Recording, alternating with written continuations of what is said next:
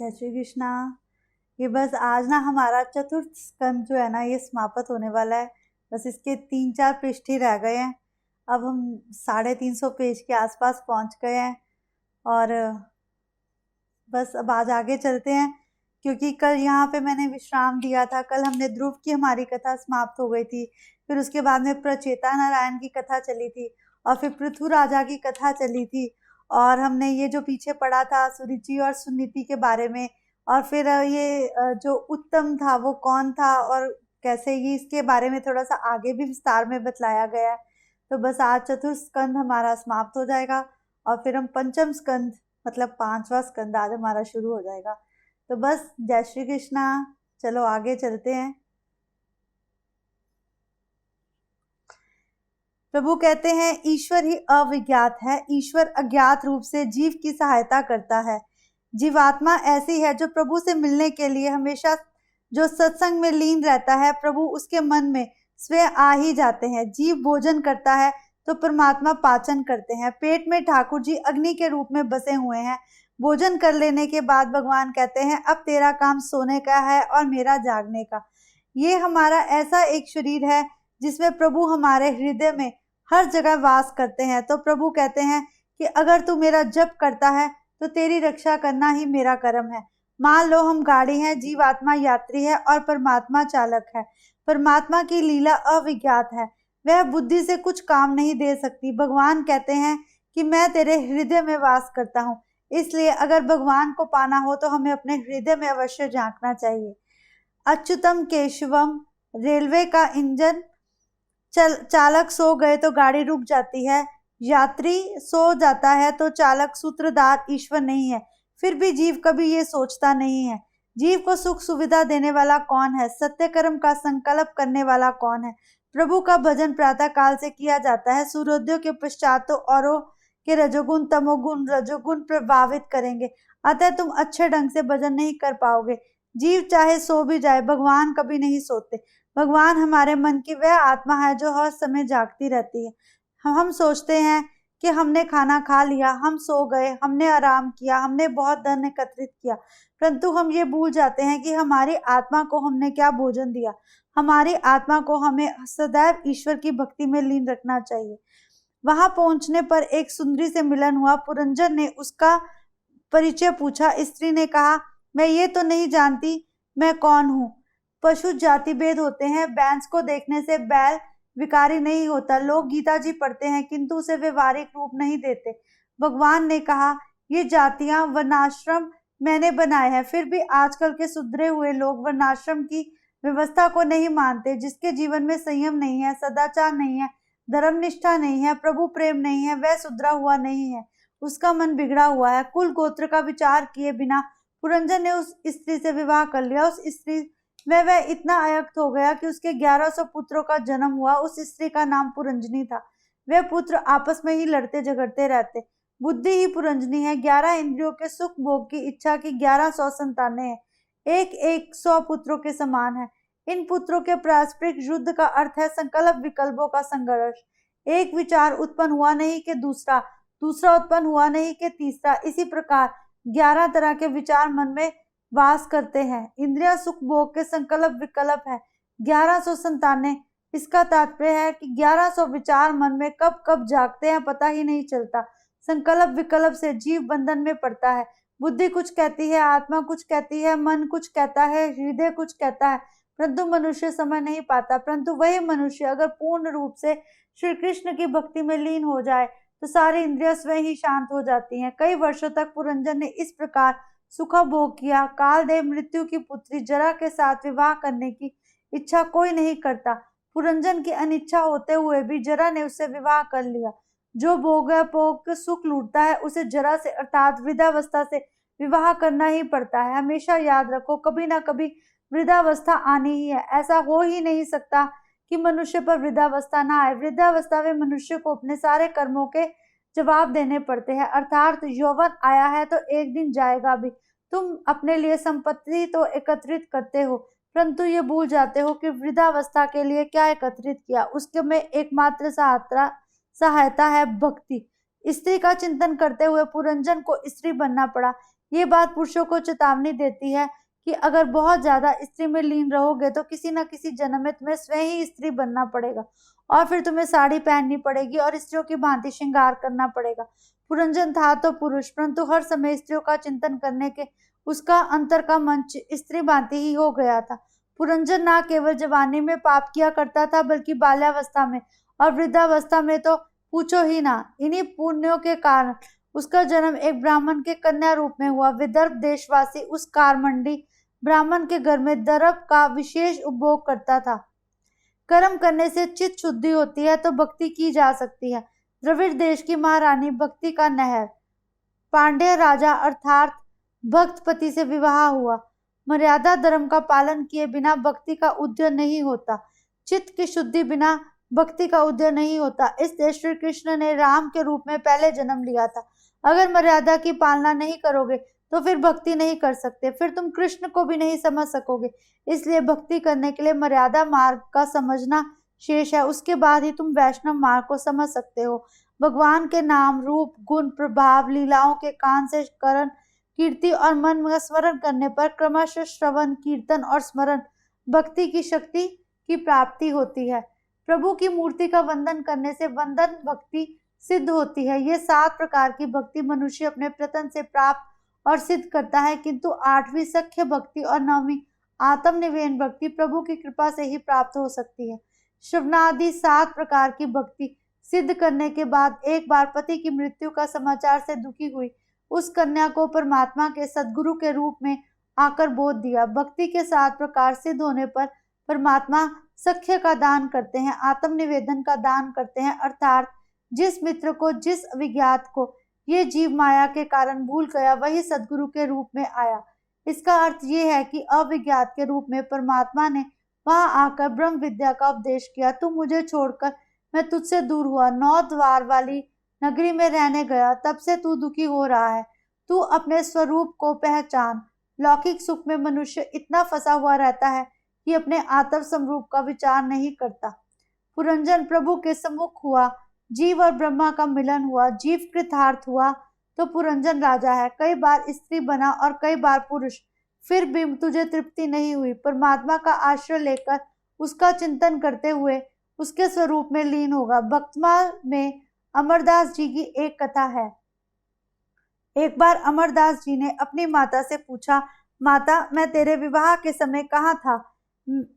तो माता ने कहा, बेटा मेरे विवाह के पश्चात तेरा जन्म हुआ है। तो पुत्र ने कहा, माता तू गलत कहती है, उस समय भी कहीं ना कहीं पर तो मैं अवश्य था। मेरा मूल निवास कहाँ है हमारी ये बुद्धि नहीं जानती। हम नहीं जानते हम पिछले जन्म में क्या थे और कहाँ थे। नारद जी ने प्राचीन ब्रह्मराज को पुरंजन का आख्यान कह सुनाया। विश्व में जीव ऐसा फंसा हुआ है कि सोचता ही नहीं वह कौन है, वह परमात्मा को पहचानता ही नहीं। ना जाने पिछले जन्म में हम कहाँ थे, हम कौन थे। इस तरह जीवात्मा को कथा सुनाकर प्राचीन ब्रह्म राजा का आनंद हुआ और बोला, मैं कृतार्थ हो गया। पूर्व जन्म के प्रारब्ध को झेलना ही पड़ता है। यही प्रयत्न करना है कि नया प्रारब्ध उत्पन्न ही ना हो। ऐसा पवित्र और सादगी भरा जीवन जियो कि जन्म मृत्यु के चक्र से मुक्ति मिल जाए। एक बात अवश्य याद रखना, जिस जन्म में तुम्हें भागवत गाथा सुनने को मिले और तुम्हें श्री कृष्ण से प्रीत होने लग जाए तो समझना शायद यही जन्म ऐसा है जो तुम्हें इससे मुक्त करा सकता है। उस जन्म में कुछ ऐसे कार्य अवश्य करना, अपने कर्मों को पाप की तरफ मत धकेलना, पिछले सब कर्मों को अपने आप से दूर करते जाना, प्रभु की भक्ति में स्वयं को लीन रखना, सत्संग करना, प्रभु को याद करना, प्रभु की सेवा करना और एक बात का अवश्य ध्यान रखना, भगवत कथा का नित्य चिंतन करना। हो सकता है तुम्हारा यही जन्म तुम्हारी मुक्ति का मार्ग खोल दे। मैं श्रोताओं से बार बार एक बात अवश्य कहूंगा, अगर किसी जन्म में तुम्हें बहुत दुख मिले हैं तो हो सकता है ये जन्म उन दुखों से तुम्हें मुक्ति दिलाने का हो सकता है अगर कोई तुम्हें बहुत दुख दे रहा है तो पिछले जन्म में तुमने उसे बहुत दुख दिए हो, इसलिए उससे बदला लेने की भावना बिल्कुल भी मत करना, अपितु ये सोच लेना कि मैं तुझे भगवान की शरण में छोड़ रहा हूँ, अब भगवान जाने तेरा क्या होगा। जब पूर्व जनों को पापों से जलता है, स्वयं को भी माफ करना और दूसरे को भी माफ करना, स्वयं को भी कहना कि प्रभु मेरी रक्षा करे और उसकी भी रक्षा करे। अगर हम दोनों ने पिछले जन्म में कोई ऐसे पाप किए हैं जिनके हम दोनों ही साक्षी हैं, तो हम दोनों को ही क्षमा करें। कभी कभी जब हम अपने साथ साथ दूसरे के लिए भी क्षमा याचना करते हैं, तब भगवान हमारी बहुत जल्द सुनते हैं। स्वामी विद्यानंद ने कहा, माता जी अब आवश्यकता नहीं है। उस समय उन्हें माता गायत्री के दर्शन हुए थे। माता ने कहा, मैं तुझ पर बहुत प्रसन्न हूँ। तो उन्होंने कहा कि आप अगर मुझे प्रसन्न हैं तो फिर बताइए मैं क्या करूं। माता ने कहा, जरा पीछे मुड़कर देख। स्वामी ने पीछे देखा तो वहां 24 पर्वत जल रहे थे। उन माता जी से कहा, ये क्या है? तो गायत्री माता ने कहा, ये तेरे पूर्व जन्मों के पाप है जो तेरी तपश्चर्या से जल रहे हैं। 24 पर्वतों के समान महान तेरे पापों के क्षीण होने पर मैं तेरे पास आई हूँ। जब तक हमारे पुराने पाप क्षीण नहीं होते, तब तक हमें ईश्वर के दर्शन नहीं होते। इसलिए जिस जन्म में तुम्हें भागवत कथा सुनने को मिले, तो सभी श्रोताओं को ये ध्यान रखना चाहिए कि उन्हें अपने पुराने जन्मों के कर्म क्षीण करने का प्रयत्न करना चाहिए, ना कि इन कर्मों को और बढ़ाना चाहिए। विद्यानंद ने कहा, माता जी अब तो मैं शुद्ध हुआ, अब बताइए, मुझे कुछ भी मांगना नहीं है। और आगे जाकर उन्होंने पंचदशी नामक वेदांत का उत्तम ग्रंथ लिखा। भगवान नारायण ने प्रचेताओं को दर्शन देकर आज्ञा दी, तुम विवाह करो।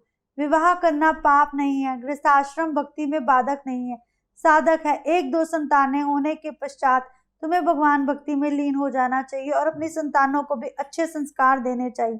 कहते हैं, जो मनुष्य गृहस्थ आश्रम नहीं अपनाता, प्रभु उसे अपने पास नहीं बुलाते। ये जीवात्मा कई जन्मों से कामासना भोग रही है। विवाह करने से काम सुख की सूक्ष्म वासना दूर होती है। अगर गृहस्थ आश्रम में रहकर तुम प्रभु की भक्ति करते हो, तो प्रभु और भी जल्द तुमसे प्रसन्न होते हैं। रोज 2-3 घंटे नियम पूर्वक प्रभु की सेवा अवश्य करनी चाहिए, इससे प्रभु प्रसन्न होते हैं। एक साथ 3 घंटे भगवत सिमरन में ना मिले तो कुछ कुछ क्षण इसमें देने चाहिए। पाप करते समय मन को कुछ खट्टा सा लगे तो मान लो कि प्रभु की तुम पर कृपा है। जब भी मनुष्य पाप करता है, अगर उसका मन उसकी साक्षी लेने से डरे, तो फिर मनुष्य को संभल जाना चाहिए। उसे ये सोच लेना चाहिए कि इस जन्म में प्रभु उसके साथ है। कोई कार्य भी बुद्धि शक्ति के बिना नहीं हो सकता, और बुद्धि तथा सशक्ति ईश्वर की आराधना के बिना प्राप्त नहीं हो सकती। दुख का कारण मनुष्य का स्वयं का स्वभाव ही है। गृहस्थों को प्रचेताओं की कथा द्वारा बोध दिया गया है। तीर्थ यात्रा से, विष्णु याग करने से स्वभाव नहीं सुधरता। स्वभाव सुधरता है तो भागवत की गाथा का रसपान करने से। जो मनुष्य भागवत पान करता है, जो मनुष्य इस कथा को सुनता है, गृहस्थी होने पर भी इस कथा का श्रवण करता है। कहते हैं, अगर तुम बहुत ज्यादा श्रवण ना कर सको तो कुछ पृष्ठ तो अवश्य पढ़ने चाहिए, और ऐसा नहीं करना चाहिए। क्या मनुष्य खाना नहीं खाता? क्या मनुष्य दिनचर्या के कार्य नहीं करता? क्या मनुष्य अपनी संतान के साथ वक्त नहीं बिताता? तो फिर प्रभु की भक्ति के समय ऐसा क्यों कहता है कि समय ही नहीं मिलता? समय तो तुम्हारे अपने हाथ में है, चाहो तो उसे जिधर मर्जी ले जाओ। हर समय भगवान की भक्ति में लीन रहने वाले को मैं ये नहीं कहता कि वो भक्त है, परंतु एक बात अवश्य कहता हूँ कि कुछ भी ना करने वाला तो बिल्कुल भी भक्त नहीं है। रांका और भांका नामक पति पत्नी कहीं जा रहे थे। रांका और भांका, जैसा जीवन जियोगे तो फिर बहुत कुछ सीख सकते हो। मन के शुद्ध होने पर जानो कि तुम पर भगवान की कृपा हुई है। अगर तुम्हारा मन तुम्हारा साथ ना दे, तो फिर समझ लेना कि ईश्वर यही चाहता है। चोरी और सुई का दान करने की होती है, ऐसी वृत्ति छोड़नी चाहिए। पत्थर और कंचन को एक समान मानने की दृष्टि प्राप्त करनी चाहिए। रांका और भांका नामक पति पत्नी कहीं जा रहे थे। रांका आगे था, भांका पीछे था। रास्ते में रांका ने देखा स्वर्ण हार पड़ा है। उसने सोचा हार को देखकर भांका की दृष्टि भ्रष्ट हो जाएगी, इसलिए वह धूल से ढकने लगा। उसे ऐसा करते देख भांका ने पूछा, तुमने इस पर धूल क्यों डाली? रांका ने कहा, वैसे तो कोई बात नहीं, किंतु अगर तुम्हें सच्ची बात जाननी है तो फिर तुम स्वयं ही देख लो। क्या अभी तक तुम्हारी दृष्टि स्वर्ण को नहीं पहचान पाई? ऐसी भावना अगर तुम्हारे मन में है, अगर तुम दूसरे का पड़ा हुआ स्वर्ण उठाना चाहते हो, तो फिर तुम्हारा जीवन में मैं कुछ नहीं कह सकता। रांका ने कहा कि तू तो मुझसे भी आगे बढ़ गई, तेरा वैराग्य तो बांका है, और पत्नी का नाम ही बांका पड़ गया। संतों के मन में धूल और स्वर्ण एक समान होते हैं। ऐसा ही अनास व्यक्ति का भाव होना चाहिए। अगर तुम्हें किसी का पड़ा हुआ कुछ मिल जाए तो उसे नहीं उठाना चाहिए, अपितु उसे किसी की अमानत समझना चाहिए। किए हुए सत्य कर्म और पुण्य को भूल जाओ। पुण्य का अहंकार मत करो। बार बार किसी का भला कर कर उसे ये मत याद कराओ कि मैंने तेरे लिए कुछ किया है। महाभारत में वर्णित राजा यति का उदाहरण दृष्टप्रज्ञ है। आपने किए हुए पुण्यों के बल से राजा यति सशरीर स्वर्ग में गए। उन्होंने इंद्रासन पर बैठना चाहा। इंद्र भयभीत होकर बृहस्पति के पास गया और सारी परिस्थिति बताकर मार्गदर्शन मांगा। तो यताति राजा ने कहा कि पृथ्वी पर कौन कौन से पुण्य किए हैं जिनके बल से तुम इंद्रासन पर बैठना चाहते हो। अपने पुण्यों का वर्णन जरा क्षय बताना। इंद्र ने बृहस्पति के परामर्श से अनुसार याति से पूछा। याति ने अपने पुण्यों का स्वयं ही वर्णन किया, अतः उसे पुण्य क्षय हो गया। यही तो कारण था जब इंद्र ने उससे पूछा था, क्योंकि इंद्र जानता था जब हम अपने पुण्यों का वर्णन करते हैं तो हमारे किए हुए सारे पुण्य क्षय हो जाते हैं। हमेशा याद रखो, अपने द्वारा किए गए सत्य कर्म और अपने द्वारा किए गए पुण्य कर्मों का बार बार अहंकार मत करो। षडांगादि वेदों का ज्ञान हो, शास्त्र वर्णित सर्व विद्या मुखास्त हो।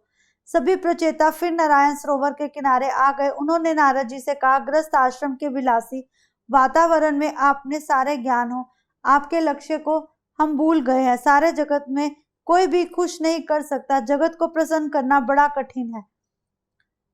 बस ये आज मैं यहीं पे विश्राम देती हूँ। लेकिन बस ये चतुर्थ हमारे अध्याय का बस एक ही पृष्ठ रह गया है, लेकिन ना टाइम बस आगे इसकी इजाजत नहीं दे रहा।